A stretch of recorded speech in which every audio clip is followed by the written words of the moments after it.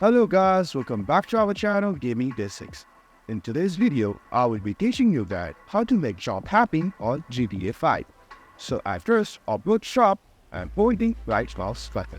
As you hold it, you can see at the left top corner for this options, take a walk for shop and click on left mouse button. Shop, you walk. As you click on it, you have to take choice to either walk or either to drive. All you can do to make it happen. And you know if it's happy or not, all you have to do is the C shop and hold the right mouse button. As you hold it, we can see at the right bottom corner the option Happy Day. As it gets pushed, that means the shop is happy. So guys, that's how you get shop happy on GTA 5. Thank you for watching our video. If you like our video, please leave a like and please do not forget to subscribe our channel.